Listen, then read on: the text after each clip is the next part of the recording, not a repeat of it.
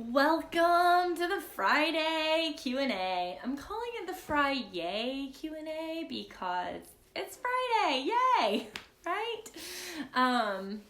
Sometimes I work on the weekend, so my Friday is not always like yay end of the week, but I'm still excited it's Friday because it's Goddess Day. And it's been a good week this week. It's been a little of a roller coaster, but right now I'm feeling like I'm on the fun part of the roller coaster. How about y'all? Scorpio season now. Get ready. Hi Patty, thanks for joining us. It's so good to see you. I love you too. I'm gonna talk today. I get a lot of questions about what it's like to be a reader.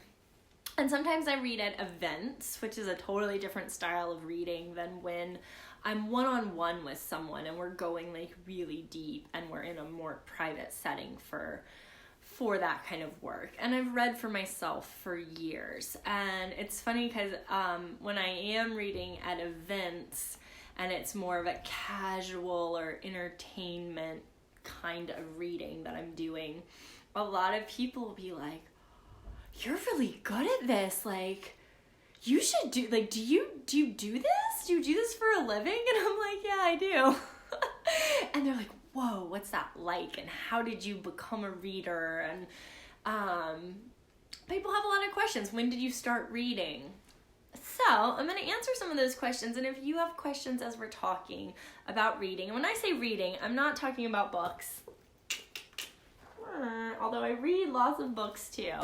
I'm talking about cards. And primarily today I'm going to be talking about tarot cards and oracle cards. Although I also read Lenormand cards, which is a very different style of reading. Probably not something I'm going to get into today.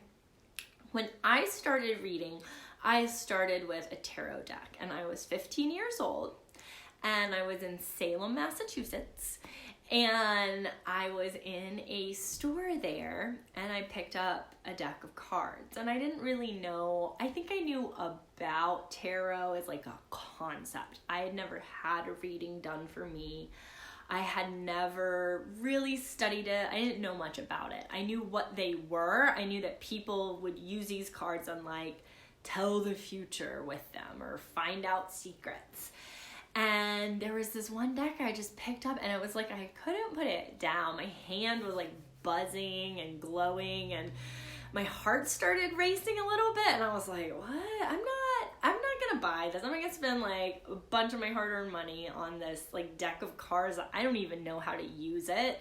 My parents are gonna not like this. Like they were like, you know, my parents are Christian and there's some stuff in Christianity that thinks this is really bad or evil in some way. And so I was like, I don't think I'm going to get them. Well, my friend went up and paid for the deck for me. And so she was like, you're getting those cards. Like, you'll learn how to use them. You can teach yourself. Like, they're yours. And so that's how I got my first tarot deck. Now, a lot of people say that, like, they've heard that your first deck has to be given to you. I don't agree with that, actually. I used that deck for like a year and I really struggled with it. And then when I was 16, I found a deck that I connected with a lot more that I bought for myself. And that was the deck I read with primarily for the next 16 years. So there are traditions where, like in the Romany culture, they're more commonly known as gypsies, it is a tradition to have your deck be given to you. And if it works out and someone gives you a deck and you start reading with it, that's beautiful and that's wonderful. But you're going to do your best readings with a deck that you really resonate with, especially if you're someone that's coming into this, not coming out of a culture that passes this down, right? You're welcome and free to be drawn to cards and to working with tarot or oracle cards on your own. And you don't have to wait for someone to gift you a deck, okay?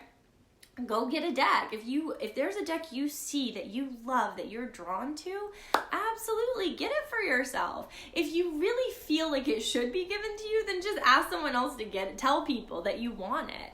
And I do believe that things will show up, like if you want them. Like what happens for me a lot though, like this deck right here, my Serpent Fire Tarot deck, I was in Santa Fe back in January. The last thing I need is another deck. Do y'all know how many decks I have? I have a lot of decks. I have plenty of decks. I love my decks and I use them. I work with a lot of different decks for different reasons, and we'll get into that more. But I didn't need another deck, but I saw this deck, I picked it up, and look at this, Frida Kahlo's the Queen of Cups. I was just really drawn to it. It's a beautiful deck. It's really different from the other decks I have. It really spoke to me, and I could feel that a lot of my clients would resonate with this, that I needed to have this deck. This is a pricey deck. This deck was like $60-something, okay, y'all? So I wasn't about to spend my money on a deck when I didn't really need it, but I had that feeling. So I'm standing in this little store in Santa Fe holding this deck like, should I get them or not? And I'm always asking for signs, okay? I'm like, if I need to get this deck, make it possible for me to get this deck. And literally at that moment, I got a notification on my phone that someone had booked a session with me and I'd paid up front. And the money just dropped into my PayPal, and I had my little PayPal debit card with me in Santa Fe, and I was like, all right, there's my sign. Oh, Debbie, Mom, hi, I love you. And hi, Michelle, and hi, Lexi. It's good to see y'all. So that's how I got that deck. I have a beautiful, I have been gifted some beautiful decks that I work with a lot. A lot of my decks have been gifted to me. But do you need a deck to be gifted to you? No. If you want it to happen or come to you in a magical way, it actually will though. So if that is important to you, I'm not saying disregard that you would like your deck to show up in a more indirect way. It will. Like this, we're working with energy here. The cards are helping us read different energies. And so it's all energy. And if you want it to show up a certain way, just ask, and it will. Ask and be a little patient. Sometimes it's not as instant as the example I just gave. But if you don't want to just go out and buy a deck for yourself, then don't. But it is important that you have a deck you really resonate with. So, over the years, as I was working with tarot cards primarily, the main deck I worked with was the Osho Zen deck, which is a tarot deck, but it's not traditional tarot. So it operated for me more like an oracle deck. Oracle decks are made up, each deck is unique. With tarot, you're working with a system. There's 78 cards in almost every tarot deck. Some decks do extra cards here and there.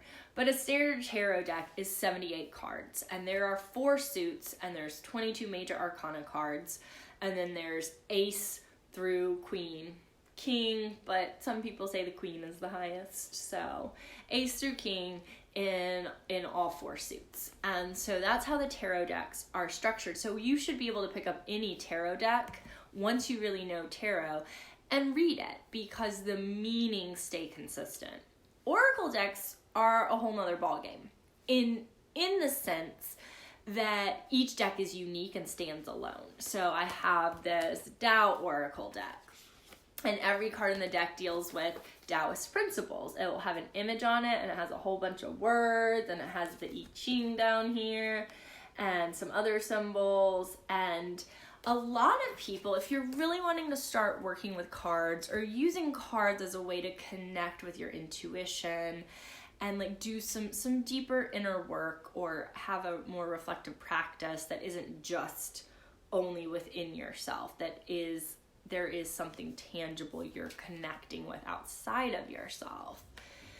Oracle cards are a good way to start. It's a good, it's a lot of times oracle cards are less overwhelming than tarot, because people think with tarot, I have to learn all 78 cards. You don't. You can read tarot cards the same way you read oracle cards. You don't even have to look at the book or look at what the cards mean. You can just look at the images and read the card based on what it says to you. okay? But with oracle cards, there's less pressure because you're not working in this like organized system that's been developed over hundreds of years and has 78 cards. Most oracle decks have fewer than 78 cards. And so you can work with the oracle cards in the same way in that you like sit with them, you breathe, you shuffle, you pull the card or cards if you're doing a spread and you're laying out more than one, and you read them. And a lot of oracle cards do have words on the card. I have one deck has whole poems on it. The pictures on this side. It's Rumi. And you can pull different Rumi poems and read it. And then there's a book that comes with like additional insight as to what that card is saying. Some oracle decks are specifically themed. I have an animal spirit deck. So it's animals. And each animal, there's a book that comes with this and it tells you what it means. What each animal represents based on the creator of the deck and her interpretation of it. So you can also make your own deck. You don't have to use someone else's. I know a lot of people that have designed their own decks. You can take a deck of playing cards and recreate it. You can buy your own card stock. You can do all kinds of stuff. It really is just a tangible way of working with symbols and intuition and energy. But I'm showing you some different tarot decks too, because it's important. Like there's so many different decks out there, right? Find an aesthetic that you're drawn to. Find images that speak to you. And that's the best deck for you. Okay? So, when it comes to reading, do we have Fabulous Friday, says Tam, send me those beautiful positive vibes. Positive vibes, all the vibes. So with reading, I got started, for me, it was a personal practice, right? I was doing it, I was journaling with my cards, I was asking questions, I was really tapping into what they say to me personally, and just reflecting on my own life. But of course, some friends knew that I had tarot cards, and so they would ask me for readings sometimes. And so I would start, and I would have to sit there with my book and like just read the book interpretation to them. But the book I had, when I first started reading tarot, it was not a good guidebook. There's great books out nowadays. Sometimes you buy a tarot deck and you get like a full-size book with it. Like, I have some here. Like, that deck I just showed you with the cats on it, the watercolor deck, comes with this whole big book. I just had a little paper booklet with my cards that had keywords. And it was really hard to read that, but it also forced me to rely on my own intuition, my own sense of what the card says, because I only had like a few keywords to go off of, and I had to make some whole story out of it. And that's one of my recommendations is when you're reading for people, that you make it a story, that you look for relationships and patterns between the cards, and you tap into like what is wanting to be expressed here. And you have to honor what you sense, right? For me, working with cards, it's not about telling the future. I don't believe the future is set in stone. We're creating our future, but we have choices to make every day. We have different emotions that are being triggered. And for me, working with the cards is a way to really sense into all of the layers and to kind of have a way of like looking at things from outside of just like jumbled up in my head, mixed up with all my emotions. Like, let's try to make some more sense of things. Let's see what's going on. How does this resonate? What are some layers I might not have given as much attention to because I was so caught up in this emotion over here, like I was feeling really angry, and I wasn't able to look at the love that's underneath this, that like actually here's this person I really care about, and we're both like angry right now, but what are some ways we could navigate that? How can I work through my own anger? How can I hear this person? How can I understand better where they're coming from? Or is it a situation where like it's not gonna get resolved, and maybe the safest and healthiest thing for me to do is to set some strong boundaries or to step back from this relationship or this situation? And the cards are great at helping you navigate that. And so when I read for other people, I apply the same principles as when I read for myself. However, there's some key things I don't do. And I, as someone who reads for lots of people and has been doing that for a number of years, I get a lot of people that come and they'll be really nervous. They're like, oh, I'm so scared. Like, I got a reading at the Renaissance Festival, or I got a reading at this event, or I got a reading at this, like, psychic shop one day. And a lot of people, unfortunately, have had really bad experiences with readings. And I always assure them, like, I want to hear about their experience. I want to know what happened that rattled them or that left a bad taste in their mouth, because we do have a responsibility. If you are going to read for people, that's intimate work. That is work where you are potentially tiptoeing into someone's deep trauma. And you need to have some understanding of that, or you need to not go there. You need to sense when you are walking into dangerous territory. You should not sit down with someone, especially if you're doing a reading in a public setting, and talk about abuse or sexual harassment, or even sometimes like deep grief can be hard. Like, you don't want to open. You are there to hold space for that person that's getting a reading. You're in a position of power when you're the one doing the reading. They're looking to you to give them information or to speak to something going on with them that they might not even be able to put words around. And that is a responsibility that I take very seriously. And you have to know your environment. You have to be able to kind of read the person. Obviously, if you're a reader, you should already be pretty good at reading people, not just cards. Like, you're reading the people and their energy as well. And the cards are an extension of all of that. Don't get into people's trauma if you are not in a safe space and you don't have the skills to do that, okay? There are ways you might see as a reader, you might get a download of like, oh my gosh, this person is in a really toxic relationship right now, and I can feel all of what's going on. I don't just share what I feel or I sense. I ask that, and based on the environment, like if I'm reading cards at a party, I'm not going to get into the fact that someone is in a toxic relationship and their partner's there with them that night drinking, and no. There's ways of reading the cards that are lighter, and you can always say like, hey, if you'd like to get into this deeper, it seems like there might be a lot going on, here's my card, I'd be happy to like do a longer private reading, this isn't really the place for that. But I always set the intention even ahead of time. If I know I'm going to be reading at an event, I'm setting the intention that people are only receiving things that are helpful to them in that moment for that event, that we're not here to do deeper therapeutic work based around what the cards are pointing to.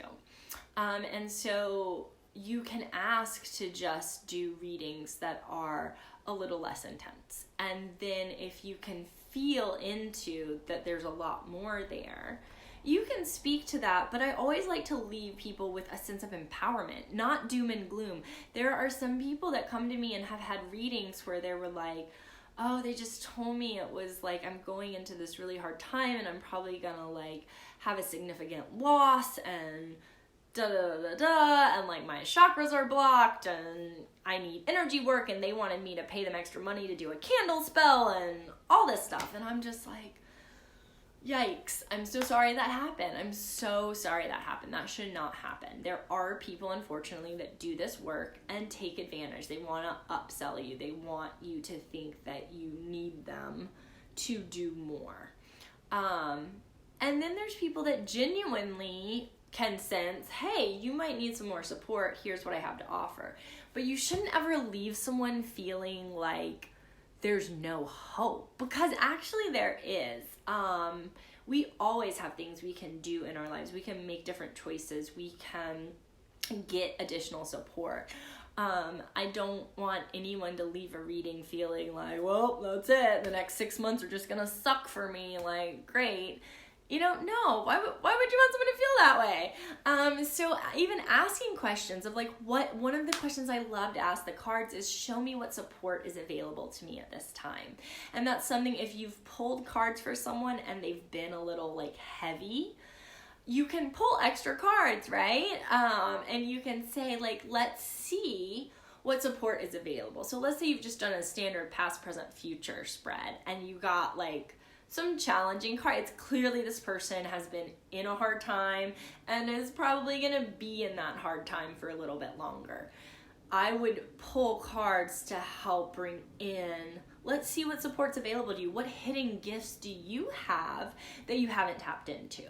What outside support is available to you at this time that you might not be aware of? What are you going to gain from this experience? What are the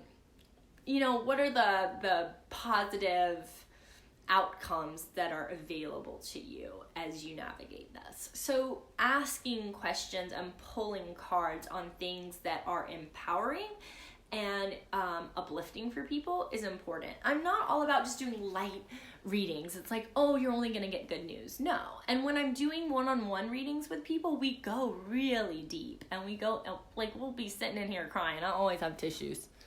I've already cried today a couple times. I think that's healthy, and I think we need to go into those darker, deeper spaces and not shy away. But you have to know your environment and you have to know what you're able to do. Like, I have a master's in social work. I've done extensive training in trauma, and I also work in a space that is private and safe and nurturing. I have resources here. I have therapists I can refer people to. I have a lot of training and support in going to those deeper places. If you're just starting out as a reader and you don't come from a background that has kind of helped you have the skills to work with people around trauma, know that as a reader, you are going to be doing some type of trauma work. And so it really kind of is your responsibility to get additional training and support, and to also know your limits and know what you're able to handle. And so if someone's saying, please tell me about, like, you know, I have these significant health issues, or I've been struggling with infertility for like years and years and years, and like, please help me. Sometimes I have to help people reframe what they're wanting to know. And I will say, like, hey, that's not something I would really ask the cards. Or they're trying to make a major, like, should I break up with my girlfriend of 5 years? Tell me that. Like, I want the cards to tell me that. And I'll be like, well, we can definitely look at the issues with the relationship or around the communication. I don't base major life decisions on what the cards say. I am curious, and I ask questions, and I look for patterns, and I tap into what I'm feeling as I'm pulling cards. But I don't just like ask the cards like, okay, should I break up with this person? Yes or no? Should I sell all my things and move to Zanzibar? Yes or no? That's not what I'm gonna do. And so a lot of the work I do as a reader is actually helping people think about their life in a different way and ask better questions. I love questions. I actually like look up questions because I like having new words and new ways of thinking about things. I like to see, like, what are some questions I haven't even thought of to ask. So get a book on questions and get curious and stay curious and know that you are kind of there to guide that person that is wanting information and wanting answers. I always put it back on them that, like, hey, it's not me. I don't have answers that you don't have. The cards they're not encoded with like secret information. They're encoded with symbols. And it is our artistry and intuition that helps interpret those symbols. And it's important what the cards say to the person you're reading for. I always have the people I'm reading for look at their cards. Even if I'm doing a reading over the phone, I send them a picture of their cards and I'm like, look at this. pay attention to what you feel when you see the cards. That is just as important, if not more important than anything I'm saying, okay? I really want people to feel empowered. I want all of my clients, everyone I read for, to feel empowered to trust themselves with what they feel. And then I'm there to guide them and to help them think about things in new ways, open up possibilities they might not have seen before. And it's more of a conversation then. It becomes a conversation. It's not just me telling them things, right? So that's some stuff about how I read and some of the things I've seen that kind of give me pause. Like, there's definitely some people that have had some really bad experiences with readings. And so I definitely encourage you to read for other people. Especially start with your friends and trade readings with each other. And it does help build up your intuition, your awareness, your confidence with working with the cards. But yeah.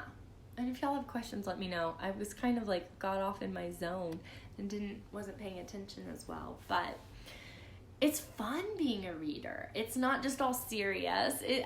There's serious things that happen, and it's deep, it's intense, but it's also really fun, and it's something I feel really thankful to be able to do, and it's something I've really worked at. Yes, there's something to having a little bit more of an innate intuition or understanding, but anyone can read. You can learn to read. You might read in a different way than I do. I think cards and working with them, it's a great tool for self-awareness and for insight and for helping me feel more confident in the life I'm choosing to create and the way I go about creating that life. The cards will call me out on stuff. Absolutely. When I'm trying to not look at something, and then I pull some cards, I will see hey, you're doing that thing again that you do. You're in your pattern, you're in your ego. Let's look at this. Do you want to keep doing that? Or would you like to make a different choice? Would you like to cool your jets and try to be patient? My cards are always telling me to be patient because I'm not a patient person. And they're hey, this is coming. You just gotta slow your roll. And I'm I don't want to slow my roll. Tell me what I can do. And the cards are just chill. And I'm so it happens. It's so fascinating to see synchronicities too, or to hear what's going on with people when they have their own practice of reading, and then I'll pull cards and they're oh my god, that Ace of Wands has been following me around all week, what's up with that? Or for 3 months, or hey, I got a reading 2 months ago and that card came up. And I have clients I read for regularly, and it's so wonderful to see the patterns, the cards that are similar, the cards that aren't. Oh, and one thing I like to do with reading, because I work with a lot of different decks, is I love pairing tarot with oracle decks. So I'm going to do a little sample reading right now for y'all, for anyone watching. This reading's for you. Let's see what we're getting into. What do we need to be aware of as we move into the weekend? Let's see. I'm going to pull one tarot card and one oracle card. Okay, here we go. What do we need to be aware of as we go into this weekend?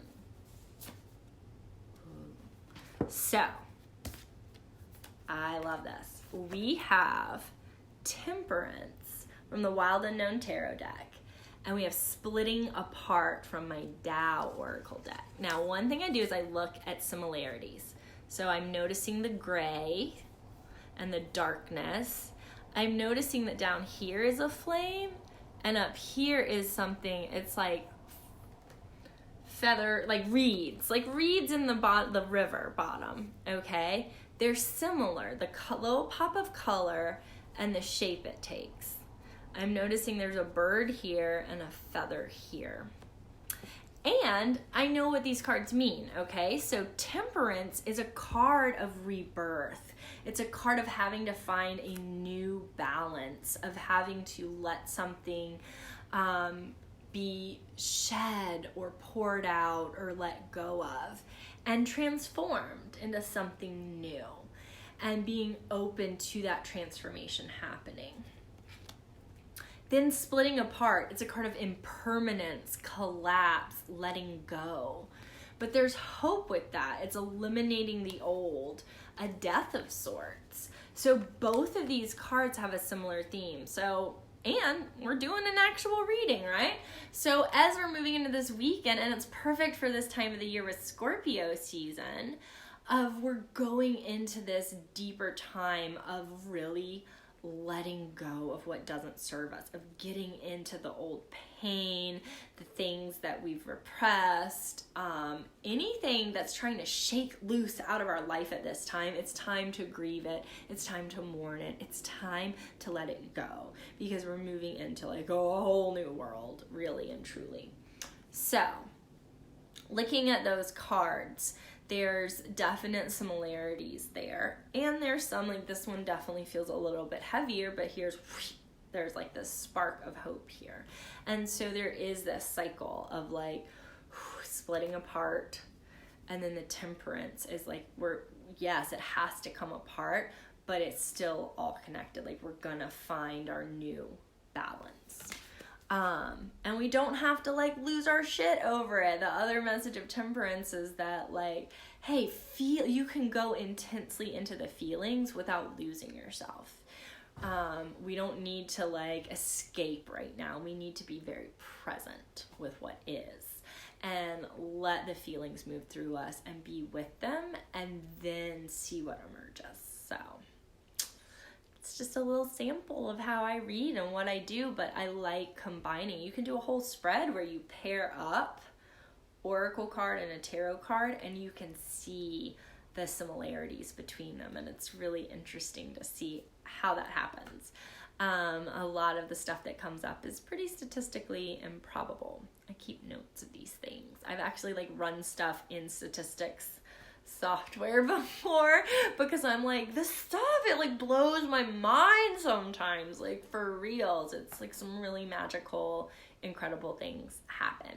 So I'm gonna wrap it up, but it's been great to chat with y'all a little bit about what it's like to be a reader. And if you have questions about reading or developing your own practice, reach out. And if you want a reading, reach out. You can book me online.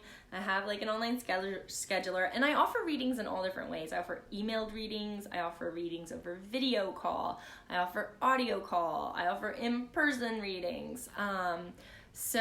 And there's different time amounts. Like I can do tarot on the go for 25 minutes, or you can come and see me for an hour and we can like really dive in, and we'll like work with different decks and like really, and go pretty deep. But sometimes you don't need to go so deep. Sometimes you just need like someone to pull a card for you and like, here's what's up right now. So yeah, have fun. Get your decks, read away. Let me know your questions and what you run into with readings. And as you're reading for people, just be really responsible and sensitive to where they're at, and knowing, what the space and what you're able to do in the time you have with this person.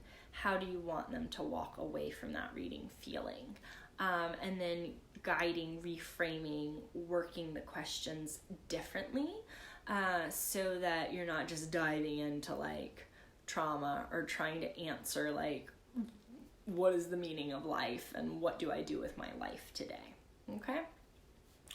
When you are the reader, you do have a certain amount of control of how the session goes. And so you need to like be aware of, do I just answer the question the client is asking, or do I help reframe this into something that's actually useful for this person, and that I feel comfortable this is in the scope of like what we can do in this reading today. Like there's plenty of times, like don't be afraid to push back and say, hey, that's actually not a question. I mean, I had people even that book me online sometimes, and I'm like, I offer to refund their money because I'm like, that's not actually something we can look at, but here's what we can do. Do you want me to do this different thing over here, or do you want your money back? So yeah, sometimes people just want someone else to tell them it's going to be okay and to tell them what to do.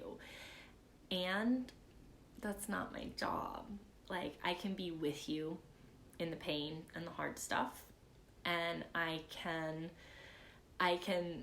tell you it's gonna be okay, but like, does that really make you feel better? Because it's not okay right now, and I can't tell you what to do with your life. It's not on me.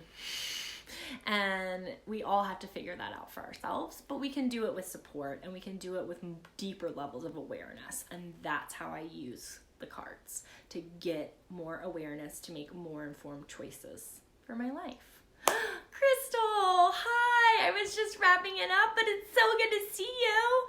And this has been fun, and I'll be back next Friday with another Q&A. I don't even know what it'll be about. I don't know. And on Monday, I'll do my Mystic Mondays, where we do a reading for the week ahead, little forecast. Our one this week was like a little intense, and I definitely felt it this week. It was so good. Oh, Kitty, thank you for this. I was feeling bad about refusing a party gig of 5-minute readings. Yes, right. I turn down events all the time, Kitty. I'm clear now that I made the right choice. I'm so glad you feel clear. Yeah, there's tons of events I've turned down that I don't feel it. I'm like, eh. And sometimes I feel up for doing an event. I'm feeling a little more social. I know I'm able to keep it light. And other times I'm like, no, I really just want to do the deeper readings right now. So always trust yourself. Even when they're like waving some really good money at you. Like I've turned down some gigs that would be really good paying and you know, good exposure or whatever. But I'm like, if I'm not feeling it, I'm not feeling it. And it doesn't serve anyone. There's times that it's just not the right venue, because this is real stuff. Like, we're doing deep work here. I don't ever give a fake reading, right? Oh my God, I was gonna wrap it up, but now I thought of one more thing I really wanted to share. What do you do when you're reading for someone who's clearly skeptical? Oh my God, you'll never do the Tabernacle again. That place is really haunted too. Like, yeah, interesting. So one more thing, and maybe I'll think of 5 more things, but hey, I love how this goes. We're just having lunch or tea together. So when you're at, and it's not always at an event, sometimes it's like in a private reading. Sometimes people will pay me money up front, come and see me, and still be like completely shut down, skeptical, closed off. They want me to, like, I don't know what. It feels like they're testing me, right? Like, I don't believe in any of this, but like, I'm willing to pay you money and sit here. Sometimes it's an event and someone's like, girlfriend is like making their boyfriend like sit there and like, please get a reading with her. And there are times I can tell, like, it is just, this person is just so not open to this. They think this is bullshit. They think this is a waste of time. They think I'm a fraud. They think this is just complete malarkey. And someone's Irish relative has been hanging out in here since I started this. And if it's you, I don't know who this is. I think it's like your uncle or your grandfather. But like, there's this Irish dude hanging out. Anyways, malarkey, what is that? That's not a word I use. But whatever, I digress. When someone is really skeptical or closed off, I acknowledge that. I'm like, you know what? I've been doing this a really long time, and it's not everyone's cup of tea, and you don't have to believe it. But if you want me to pull some cards, I'm happy to do that. And I always ask the person, because sometimes there's someone with them that really wants them to get a reading, right? They're like, oh my God, do this, she's so good. Oh my God, she totally like read my cards and blah, blah, blah, blah, blah. Oh my God, honey, get a reading, let's see what the cards say. And I'm like, do you want a reading? And usually, almost always, the guy's like, yeah. And it's still a no. And then he's like, yeah, let's see what they say. Am I going to win the lottery? And there's usually like a little joke, like, well, we can look at that. Let's see the energy around you winning the lottery. And sometimes I'll do it's not a fake reading, but it is kind of a very lighthearted joke reading. Because I'm like, this person's not going to take it seriously anyway. They're not open to receiving anything I have to offer. So I'm not going to waste my time and energy. I'm not going to waste your time and energy. Let's have fun with this. I'll be like, sometimes I'll throw out a question like, you know, what are the odds that you're going to like go to Bermuda this year? Or just something silly even.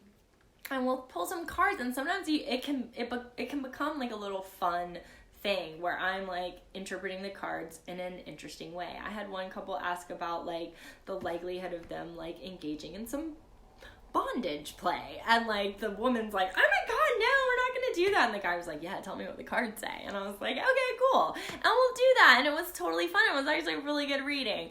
And so you can kind of work with that unique person. If there's something that would be fun for them that they don't take so seriously, that you can do a lighter reading around, that's one thing I do. Other times I just do like, I can feel that there's still something underneath that might get through. And I'll do like a little just simple past, present, future, or like, you know, what the advice is and what are your next best steps. And I've found a lot of times, sometimes if we just focus on an area of their life that's like less personal, that can help.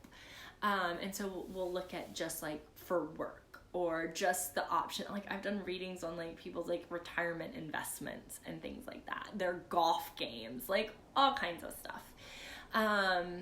And sometimes I'll have them go through the deck and like pick a card that really speaks to them or that they're curious about. So like literally, like, yes, look at the cards. It doesn't have to be like a secret surprise. Like go through this deck and pull one card that really speaks to you, or that you're drawn to, or just curious about. And so that gets them engaged, right? So they're looking at the cards, they're like, oh, okay, how about this one? And then I'll pull 2 more cards, and then we have a conversation. So there's different things you can do. Don't take it personally. If you feel like someone is testing you, you don't have to like prove yourself to anyone, but also don't let that like throw you too much. It used to kind of throw me. I'd be like, oh gosh, like this person, I'm not going to be able to do a good reading because they're so shut down. Because the more open someone is, the more stuff comes. And because I'm not only reading the cards, right? It's like definitely I'm in a flow and I'm able to like read different layers, and some people don't want that and they're not open to it, and there's not going to be a lot that comes through. So you never have to prove yourself. Don't do it. Don't waste your time and energy that way. Just meet them where they're at, and try to have fun with it. That's my advice. All right, and see, they might end up being really engaged. There's definitely been times that's happened. So show them the deck if you're comfortable with that, and let them pick a card and then pull more. Yeah. Alrighty, that's it. That's a wrap. I hope y'all have a great weekend, and I'll see you next week. Bye.